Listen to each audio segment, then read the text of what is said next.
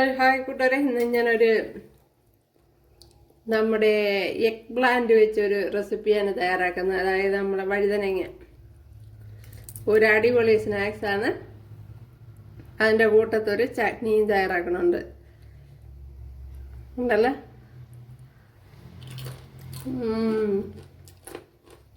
ശരി, അപ്പോൾ വീഡിയോയിലേക്ക് പോവാം.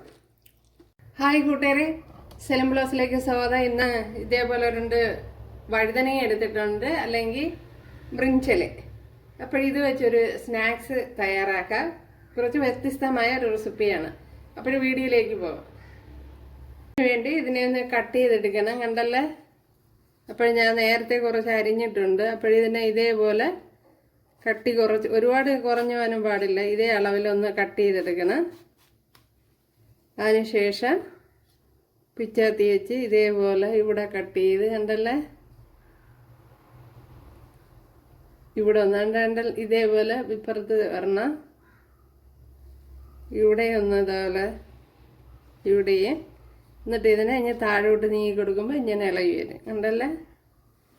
ഇതേപോലെ എടുക്കുക. അപ്പോൾ നിങ്ങൾക്ക് എത്ര ആവശ്യത്തിന് എടുക്കണോ അത്ര എടുക്കണം. ഇത് നാടൻ, നമ്മുടെ നാട്ടിൻപുറത്തൊക്കെയുള്ള വഴുതനങ്ങയാണ്. ഇതേപോലെ പിന്നെ കുപ്പിയുടെ അടപ്പൊക്കെ വെച്ച് വേണമെങ്കിൽ എടുക്കാം. അങ്ങനെയാണെങ്കിൽ വളരെ ചെറിയ കുപ്പിയുടെ അടപ്പൊക്കെ ആണെങ്കിലേ പറ്റുള്ളൂ. പിന്നെ അല്ലെങ്കിൽ വലിയ ബ്രിഞ്ചലായിരിക്കണം. ബ്രിഞ്ചല അല്ലെങ്കിൽ എഗ് പ്ലാന്റ് ഉണ്ടല്ലോ, വയലറ്റ്, നീല കളറൊക്കെ. അതൊക്കെ ആണെങ്കിൽ കുറേ കൂടെ സൗകര്യമായിരിക്കും. ഇത് കട്ട് ചെയ്തെടുക്കുക വെച്ച് പാടായിരിക്കും. ഇവിടെ കട്ടി കൂടി പോവാതെ ശ്രദ്ധിക്കണം, എന്തല്ല. ഇതേപോലെ എല്ലാം കട്ട് ചെയ്തെടുക്കുക. എല്ലാം ഞാൻ ഇതെല്ലാം കട്ട് ചെയ്ത് ഇങ്ങനെ എടുത്ത് വെള്ളത്തിൽ ചേർത്ത് കൊടുത്തിട്ടുണ്ട്. ഇനി ഇതിന് വേണ്ടുന്ന മസാല തയ്യാറാക്കാം. ഈ കട്ട് ചെയ്ത ഭാഗം ഇവിടെ ഇരിപ്പുണ്ട്. ഇത് വെച്ച് നമുക്കൊരു ചട്നി തയ്യാറാക്കാം. ഇവിടെ ഒരു 5 ടേബിൾ സ്പൂൺ കടലമാവ് ചേർത്ത് കൊടുത്തിട്ടുണ്ട്. അതിലേക്ക് ഇനി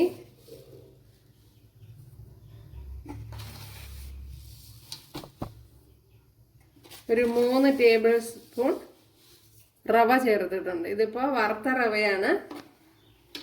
ഇതിലേക്ക് ഇനി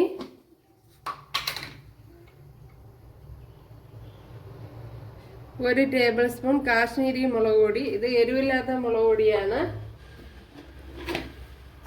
അതുകൊണ്ടാണ് അത്രയും ചേർത്ത് കൊടുത്തത്. എരിവുള്ള മുളക് പൊടിയാണെങ്കിൽ അതനുസരിച്ച് ചേർത്ത് കൊടുക്കുക. ഇതിലേക്ക് ഇനി 1 ടീസ്പൂൺ മല്ലിപ്പൊടി, ഇതിലേക്ക് ഇനി ഒരു 1/4 ടീസ്പൂൺ മഞ്ഞൾപ്പൊടി, അതേപോലെ തന്നെ ഇനി ആവശ്യത്തിനുള്ള ഉപ്പ് കൂടി ചേർത്ത് കൊടുക്കുക. അതിനുശേഷം റെഡ് ചില്ലി സോസ് ചേർത്ത് കൊടുക്കുക. ഉണ്ടെങ്കിൽ ചേർത്ത് കൊടുത്താൽ മതി. ഇതില്ലെങ്കിൽ നാരങ്ങ നീര് അങ്ങനെ എന്തെങ്കിലും ചേർത്ത് കൊടുത്താൽ മതി. എൻ്റെ കയ്യിൽ ഇപ്പോൾ ഉണ്ടായിരുന്നതുകൊണ്ടാണ് ഞാൻ ചേർത്ത് കൊടുത്തത്.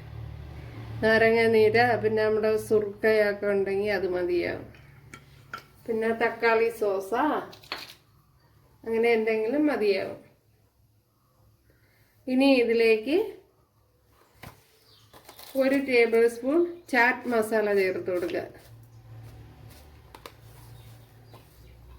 ചാറ്റ് മസാല ഇല്ലെങ്കിൽ ഗരം മസാല ആയാലും മതിയാവും. ഇതിലേക്ക് ഇനി ആവശ്യത്തിനുള്ള വെള്ളം ചേർത്ത് കൊടുക്കുക. വെള്ളം ചേർത്ത് കൊടുത്ത് ഇതിനെ ഒന്ന് കുഴച്ചെടുക്കണം. ഒട്ടും തന്നെ കട്ടയൊന്നും ഇല്ലാതെ വേണം കുഴച്ചെടുക്കാൻ.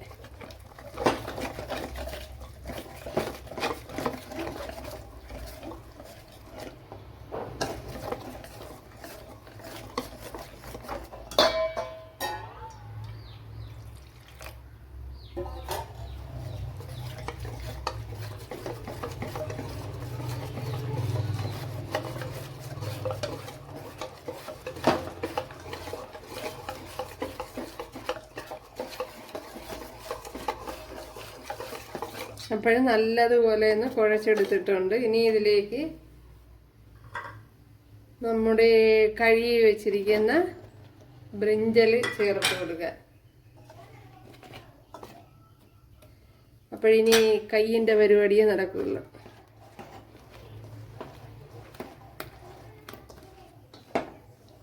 അപ്പോഴെല്ലാത്തിലും പിടിക്കത്തക്ക വിധത്തിൽ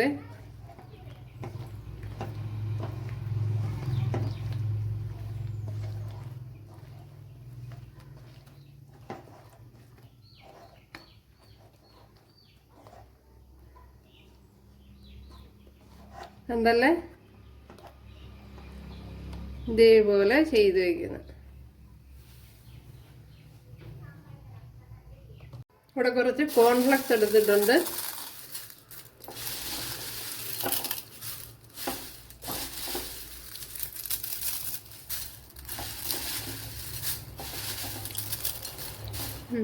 ഇതൊന്ന് മാറ്റി വയ്ക്കാം. ഇതിലേക്ക് കുറച്ച് എള്ളൂടെ ചേർത്ത് കൊടുക്കാം.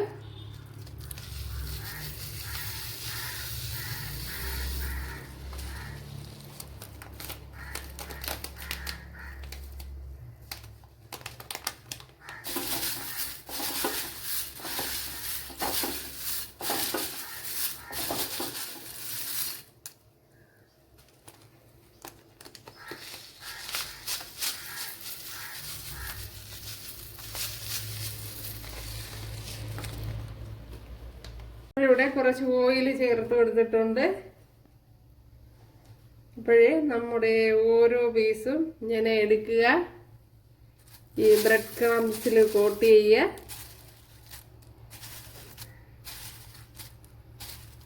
ഉണ്ടല്ലേ, ബ്രെഡ് ക്രംസ് എന്നാണ് പറയുന്നത്. നമ്മുടെ കോൺഫ്ലേക്സ് ഓയിലിലേക്ക് ചേർത്ത് കൊടുക്കുക. അടുത്തത് ഇതേപോലെ എടുക്കുക. ഇങ്ങനെ കോൺഫ്ലക്സ് പിടിപ്പിച്ച് കൊടുക്കുക. എന്നിട്ട് ഇങ്ങനെ തീ അല്പം ലോ ഫ്ലെയിമിൽ ഇട്ട് കൊടുക്കണം.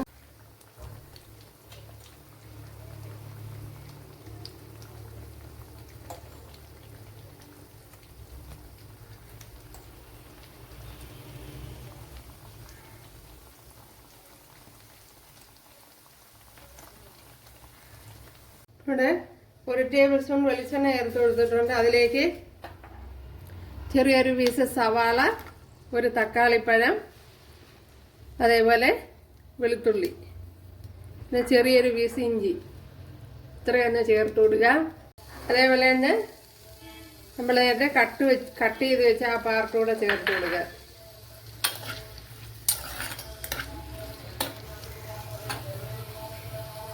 ഇതിലേക്ക് നെല്ലിക്ക വലുപ്പത്തിലുള്ള പുളിയും കൂടെ ചേർത്ത് കൊടുത്തിട്ടുണ്ട്.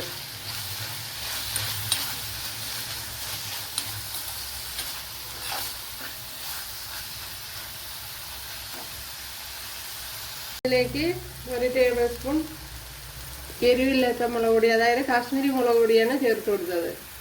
ശകലം കായം കൂടി ചേർത്ത് കൊടുക്കാൻ. ഇതിപ്പോൾ ഇവിടെ നല്ലതുപോലെ വഴണ്ട് വന്നിട്ടുണ്ട്. ഇനി തീ ഓഫ് ചെയ്യാൻ.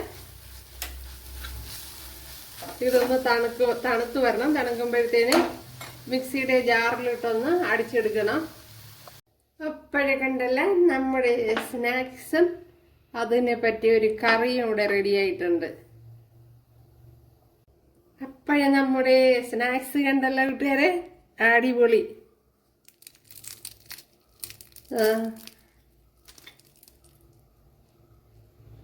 ഉണ്ടല്ലേ,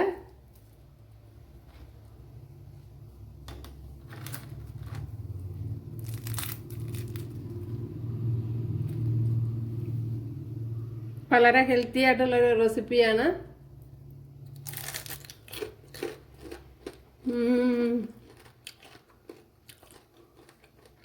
ഇതിൻ്റെ കൂടെയുള്ള ഈ കറിയും സൂപ്പർ.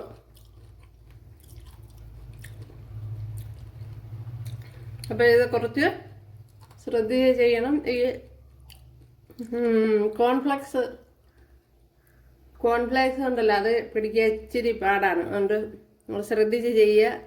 അടിപൊളി, നല്ല ടേസ്റ്റാണ്.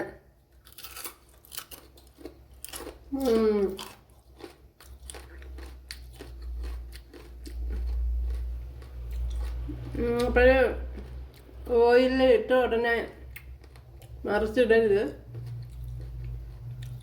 ഇത്തിരി സമയം വെയിറ്റ് ചെയ്തതിന് ശേഷം വേണം മറിച്ചിടാൻ. ഇത്തിരി കൂട്ടുകാരെല്ലാവരും ചെയ്ത് നോക്കാം. ഇഷ്ടമായാൽ ഒന്ന് സബ്സ്ക്രൈബ് ചെയ്ത് സപ്പോർട്ട് ചെയ്യുക. എനിക്കൊരു സപ്പോർട്ടാകും. അടുത്തൊരു വീഡിയോ ആയിട്ട് കാണാമെന്ന് പറഞ്ഞുകൊണ്ട് എല്ലാവർക്കും താങ്ക്സ്.